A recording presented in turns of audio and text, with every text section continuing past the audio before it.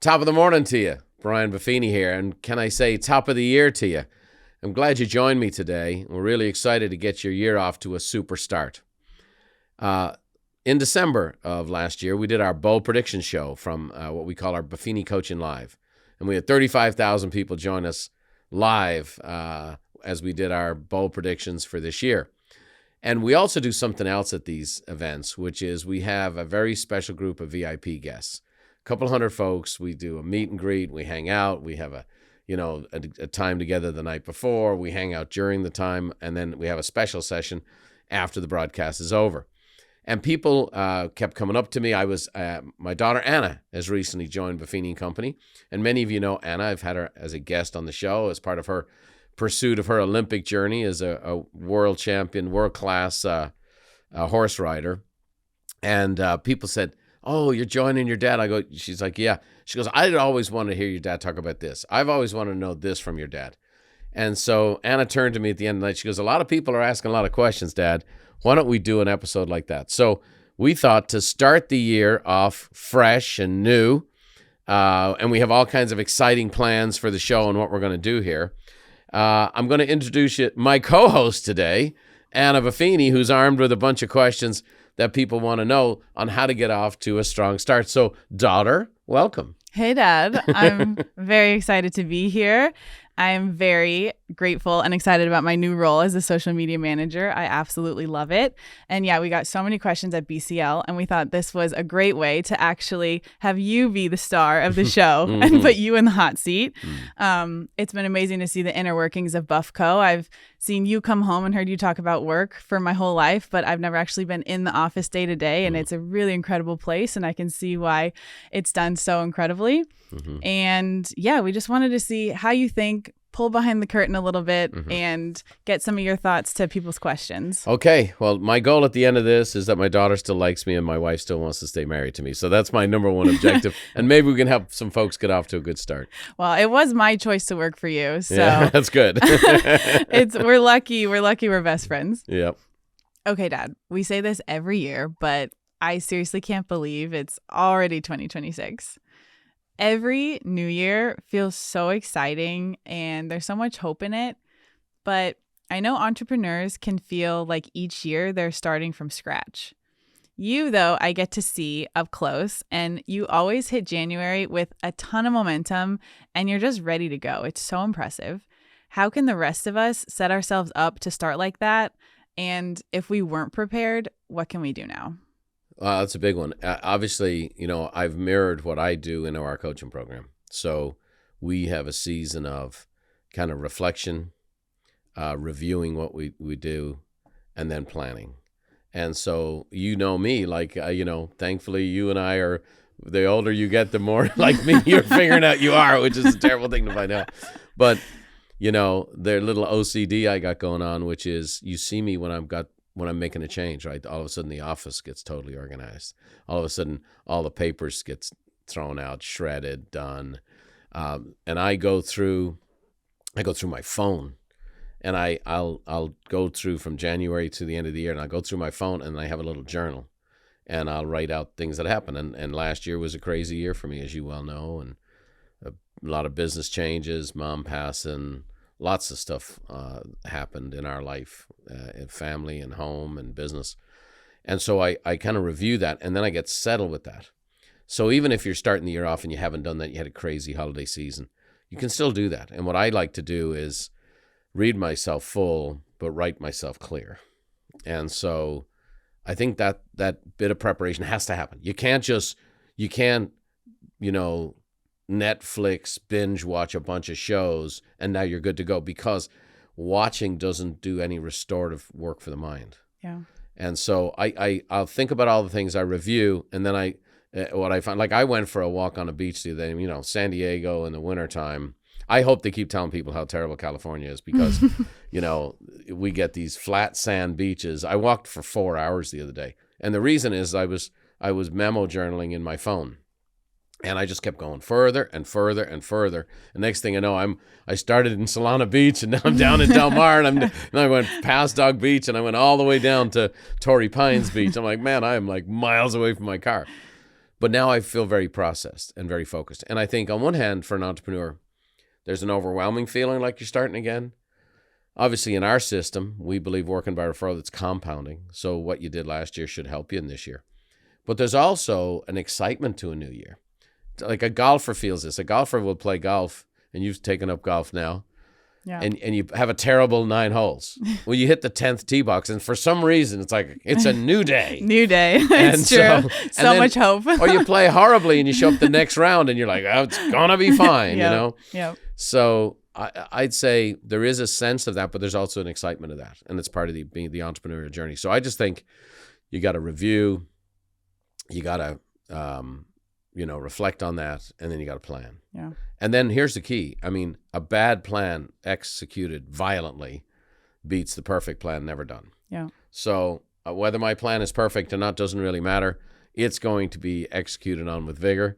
We're starting off the year strong, and Buffco's thumping, I'm thumping, and life is good. Yeah. No, that's awesome. I mean, it really makes me think in my career, I didn't necessarily have the best horse to compete with or, the most expensive horse. And we were competing against these huge corporations, but I know I out-prepared every single one. Yeah. And that's what allowed me to have success in Sure. my sport. Winning national championships and World Cups and all kinds of things that you did.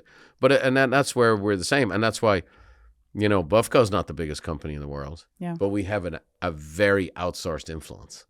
Right? Yeah. Like 1 out of every 10 homes in America sold through us. It's incredible. And all over the world. Yeah. And we just have tremendous influence. But it gets down to preparation. It gets down to, having a plan. Then it gets down to execution. You actually have to do it. Yeah. Yeah. Speaking of people not coming to San Diego, I went to a Chargers game last year, and it was Chargers versus Philly Monday Night Football. And the entire stadium was Philly fans. I know. I'm like, well, they left San Diego, where we have ferociously loyal fan base, and they went to LA, where they're not in the top 10 teams up there. So we love the Chargers still, although it just pains us they left us. Painful. Okay, a recent study from Drive Research states that 80% of people who set resolutions say they feel confident they can stick with them through the year. However, a Forbes study shows that only about 25% of people stay committed after just 30 days, and less than 10% ultimately achieve. What's the difference to you between a goal and a resolution? So, I mean, you could speak to this pretty well, couldn't you? It's actually, the data is much worse than what it says there. Because 80% of people don't set resolutions because they say they don't work. So the fact of the matter is they're only analyzing the 20% who even have the chops to do it. So, those resolutions don't work. Well, the word resolution means to be resolved. Yeah. You better have a little frickin' steel in the structure.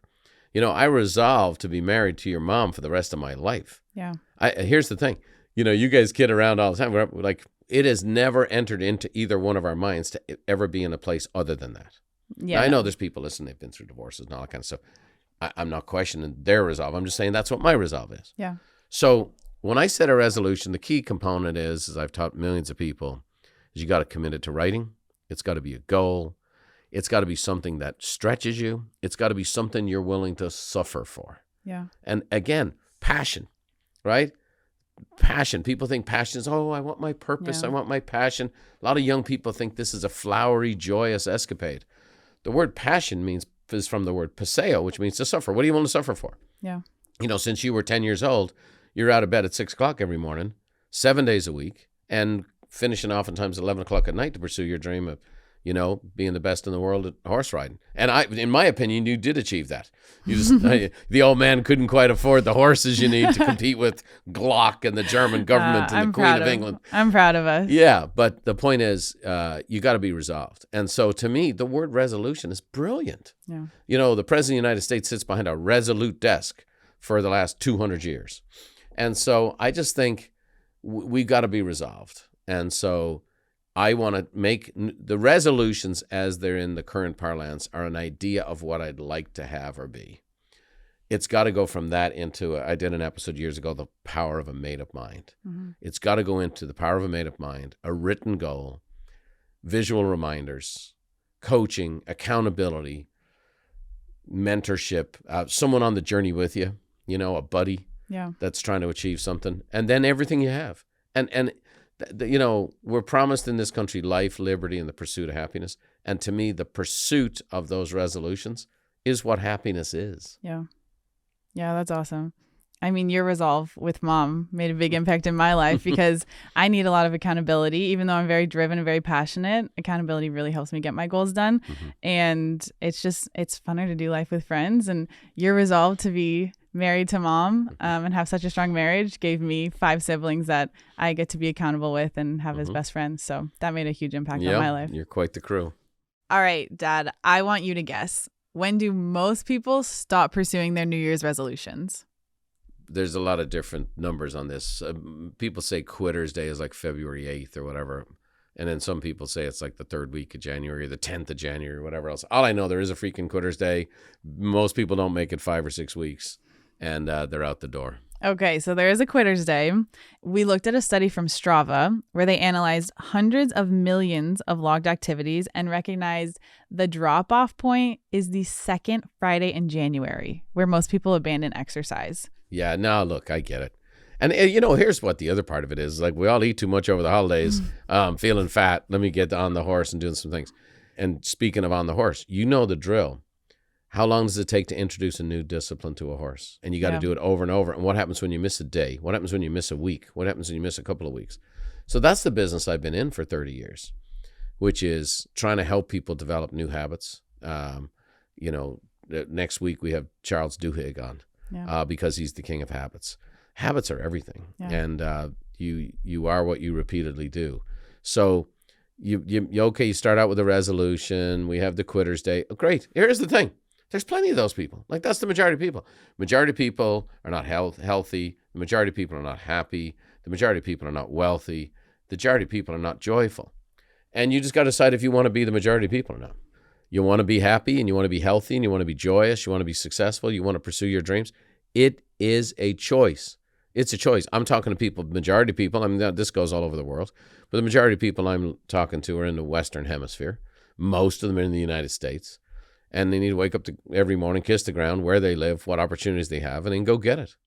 Okay, the clock's already ticking. For anyone who feels their new habits slipping, what's one simple, practical thing they can do this week to get back on track and make those habits stick? I just think forgive yourself and move on and start tomorrow. Yeah. You know what I mean? The thing with eating and it's the pursuit of perfection that kills us all. Yeah. Right? And so, I got to eat perfectly. Well, if you eat perfectly, you probably won't do anything else in your day. Yep. Okay? I mean, no vegetable oils and no this and no that. Well, you certainly won't. That means, A, you're not going to eat out anywhere. B, you got to be preparing your meals all the time. Oh, C, you got to go and get every organic meal together and so on and so on. Now, your mom can do this because how she's created her world. And she has the little Irishman out there working his butt off every day to make sure that happens. I know. She goes, here's what you're having, Brian. Exactly. But I just think, I really think it's one day at a time. There's 2 men got together a long time ago who came up with a 12-step program for people to overcome addiction. And there was genius and wisdom. There was wisdom from God in what happened with those 2 guys. And they ended up, with their 12-step program, which has changed the lives of millions and millions of people. But the overall philosophy is one day at a time. And I think success is one day at a time. I think attitude is one day at a time. I think faith is one day at a time. I think marriage, relationships, business is one day at a time. We all want to control everything. But the one thing you can do is I can control my attitude for this day. I can control my effort for this day. And if I owe a bunch of money and I feel overwhelmed, well, geez, one day is not going to solve everything. But one good day can lead to another good day and so on and so forth. One good decision financially means you don't make a bad decision. One good health decision. Okay, great. You know what? The office brought in pizza today. I didn't have any. It was one good decision. So I think it's one day at a time. Yeah. I mean, control what you can control. Mm-hmm. That's it. Okay. So speaking about the pursuit of perfection, for years, I chased a huge goal of trying to make the Olympics. Yep. It meant a lot of sacrifice, not just for me, but for our whole family, especially you in particular. There were so many times I wondered, is this too selfish? How does someone know they've set the right goal, and what mindset shift do we need so we can go after a big dream without getting stuck in guilt?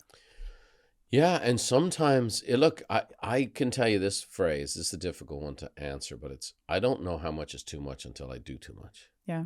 And so, everybody talks about the mythical balance, and then how people say there's no such thing as balance. And I just say it's a balancing act. Yeah. It's a balancing act.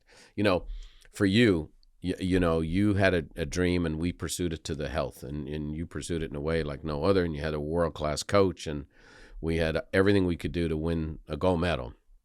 And you won all kinds of championships, and you're, one of the best riders in the history of the United States, and all those kinds of great things at a young age. Amazing. But the truth of the matter is, my favorite moments, like the people who wouldn't know horses, like you could go to Aachen. Like Aachen is the show that is to your sport what the Masters would be to golf. Yeah. And you go there, and in the Germans, they just idolize this sport, and they 50,000 people, and it's an amazing festival. And I don't know, how many times were you at Aachen? 3. I mean, amazing. Every time, representing your country, and it's basically going to the Masters. Yeah. And everybody would say that. Or when we went to the World Cup, and the World Cup was spectacular, and the stadium's chanting your name and all this kind of stuff. Once in a lifetime. And you're on a little horse that had no business being there, and you come in 6th, which was a miracle. Yep. Okay. But my favorite moments were having a cup of tea out in our backyard, where we have this arena, and it's cold in San Diego in the mornings in the winter. People don't think that, but it can be in the 40s and 50s. I'd have a little jacket on, a cup of tea, and I'd sit down in my little director's chair and watch you and Gunter go through your routines. And I saw some of the most special things I ever saw in the back of my own home. And so I think that's where the joy is in the journey. And I when I think of your career, I love those moments. I have videos shared of your accomplishments, and I've told stories of you coming back from the being in the, down in the dumps to coming back and winning and doing all these things. Mm-hmm. But those moments in the backyard, watching a world-class human being and trainer like Gunter Seidel with his student at one with this horse, doing things that very few people on planet Earth can do, and just enjoying it. And no one was there except me. And that's probably my favorite emotion or memories of your whole career. Yeah. Those probably isn't what come to mind for you. And it probably is also, I'm blind to it myself. And it's whether it's one interaction with a client, one life changed, one meet and greet where people line up for 3 hours to talk and take a photo and share a little bit of their story. That's the magic. Yeah. That just being here with you right now, like this is magic, doing this show. Like this is what I do for a living. I got up this morning, I'm going to have a chat with my daughter. Amazing.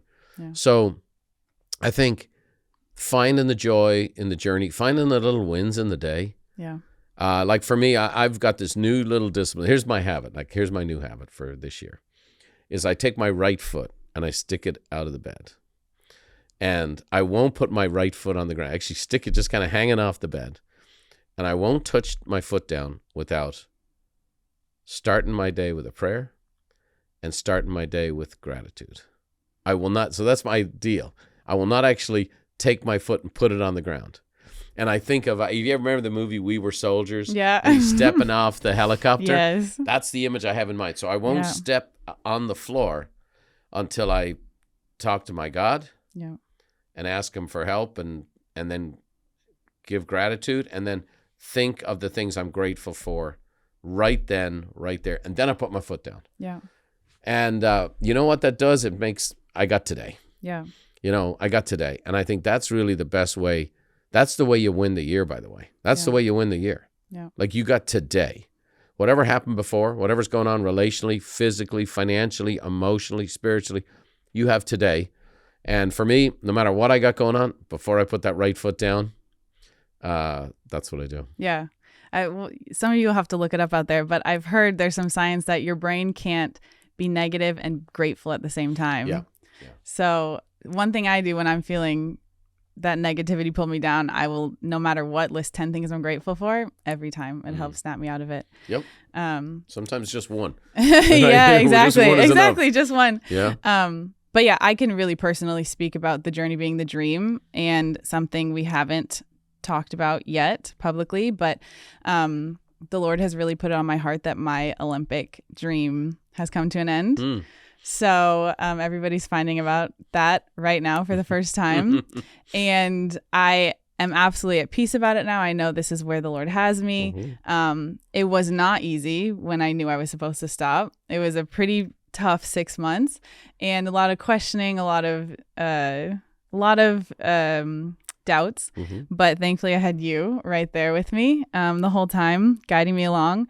But that being said, when I look back on my career now, I know I gave 100,000,000% every day, every second, every breath.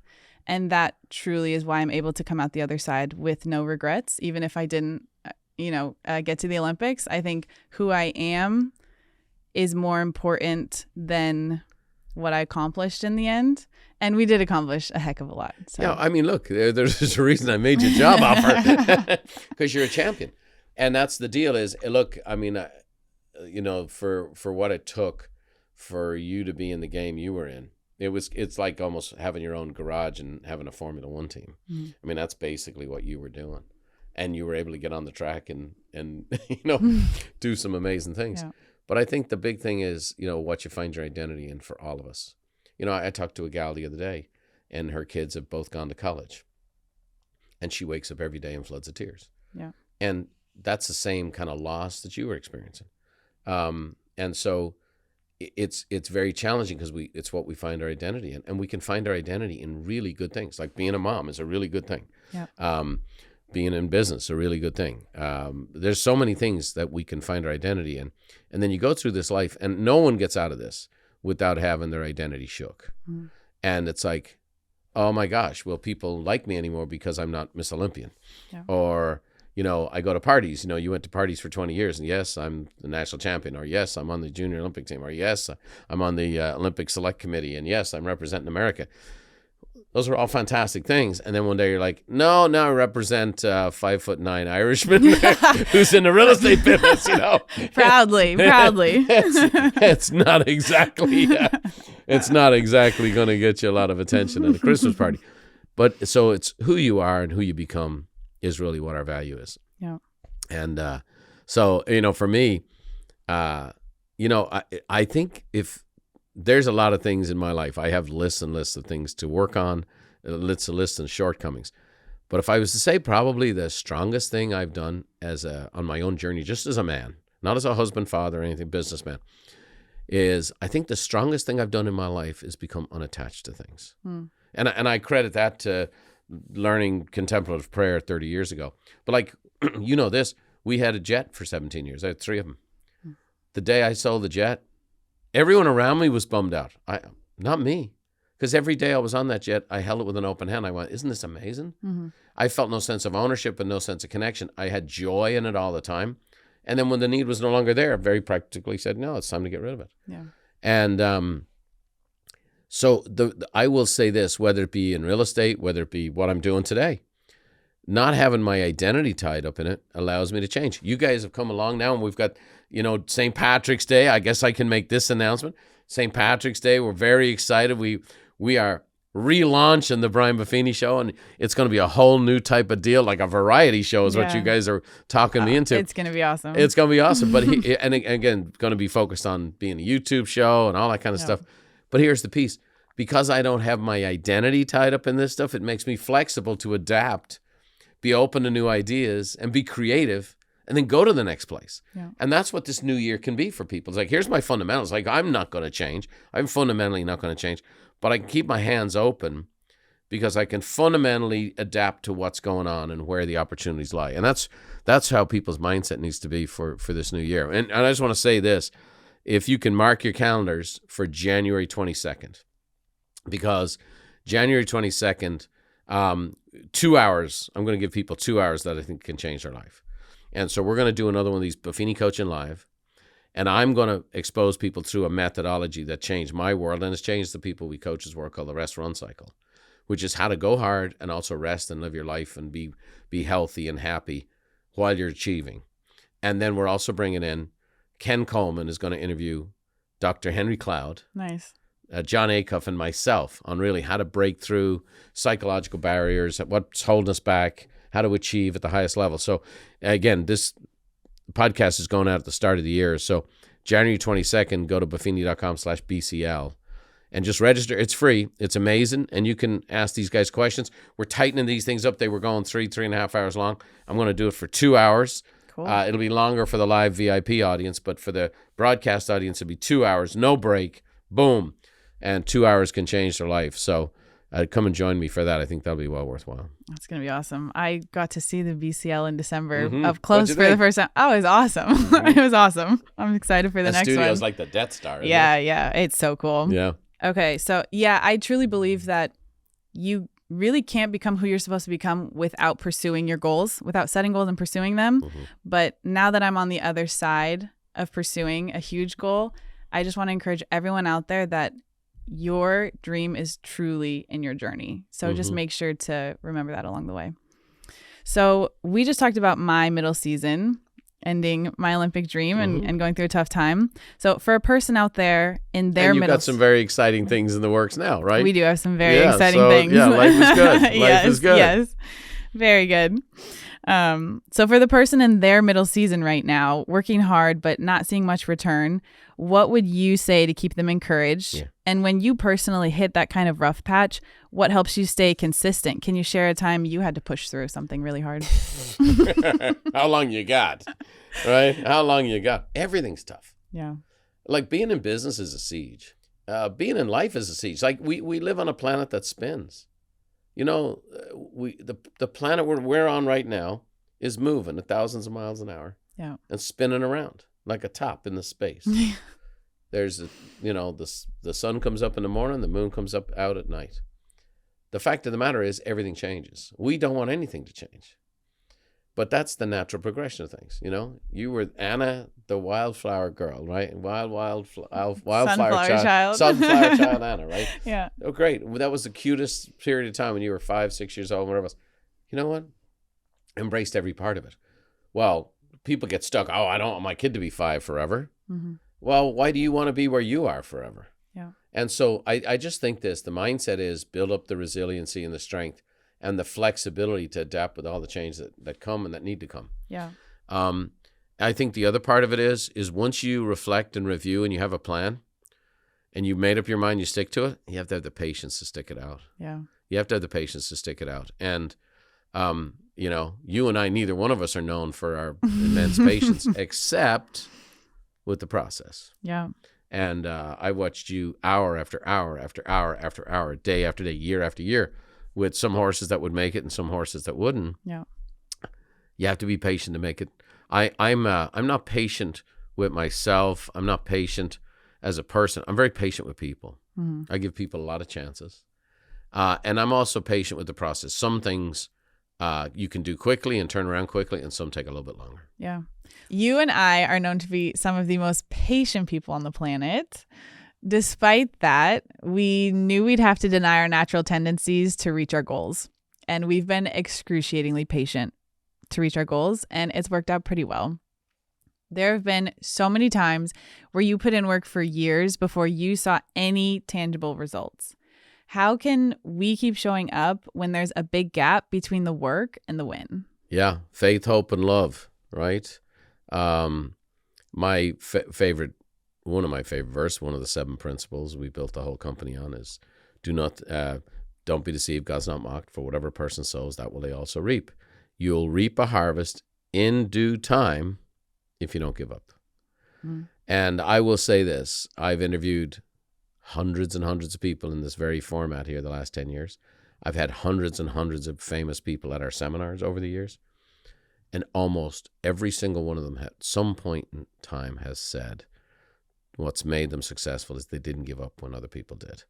And so many people, they don't even know how close they are to the breakthrough when they give up. Yeah. And then what happens is you get better at giving up than you are persevering.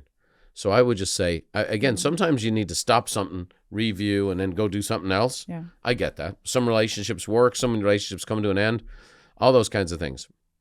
But ultimately, the process of growth and success requires you to persevere. Yeah. And many times people have given up when they were on the 10-yard line and they were that far away from the winning touchdown. Mm-hmm. And then they give up, and now what happens is they don't recognize that. See, I've done it so many times in my life that I recognize when I'm there. That's why, like, right now I have hundreds of employees.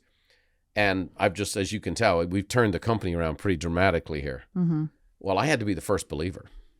And I was doubted on all fronts. I mean, you would say to me, how are you doubted after you've proven yourself for decades? Yeah. It's just the way it is. It's just the way it is. And so I had to be the first believer, and I have to be resolved. I will say in the last 6 months, I've ignored people's advice more than I ever have in my life. Well-meaning people who gave me advice because they were advised for the status quo. Yeah. And I listened to them. I took on board. Maybe I adjusted here and there, but I squared up my jaw and said, no, because I know what I know. And I'm going to do that. And now here we are, and everybody's ready to celebrate. But you have to be willing to be gritty like that. Yeah. You have to be willing to not be a people pleaser. You have to be willing to not be well thought of. You have to be willing to be second guessed by everyone, and stick to what you know and stick to what you believe. And the more success muscles you grow emotionally, the more you recognize these places, and you just push through and persevere and win. Yeah. If everyone can take just one piece of advice from you going into this new year, what do you have to say to them? I just think the most important thing, especially market-driven wise, when markets have been tough, politics have been tough, finances have been tough, life has been tough for a lot of people, the number one thing people need is momentum. So even if you set a small goal, do everything in your power to achieve it. Yeah. Like one of the things I used to have people do is set 10-day goals. And because I wanted people to get a win. And when you get a win, you get a little bit of momentum. And then can I get another win? Can I get a little bit more momentum? And that's why, the Irish blessing, may the wind always be at your back. That's really what it's about. The wind always be at your back is that sense of momentum. And so I just think set a goal for something small and go and achieve it. And then get some momentum, and don't then minimize it. So no, I set that goal. I'm going to achieve it. I'm going to celebrate. Now go.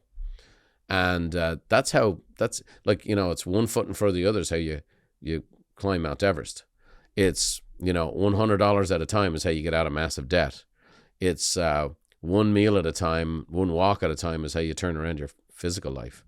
So it's one day at a time, like I said, but it's also one win at a time. And I'd say set a small goal, go and achieve it, then set bigger goals, go and achieve them, and keep going. Sounds amazing. I can't wait for more questions at the next BCL. I'm excited to do this again. That's been great, Anna. Okay, this is going to be fun. I'm curious to see what other questions people have as we go through the year. We're going to do little versions of this, I guess. You guys have like a whole format figured out. Yep. But I'd love to help people get off to a good start. And the Buffini Coaching Live, 2 hours, January 22nd, starting at 9 o'clock Pacific Standard Time. From 9 to 11, we're going to give them all the tools. We're going to have them actually set goals with me. Nice. I'm going to teach them the rest run cycle. And then I'm bringing in 3 amazing people with great insight and expertise to help people get through the psychological stuff. So go to itsagoodlife.com/BCL and come spend 2 hours with us. Awesome. I'll see you guys there too now. We'll see you then.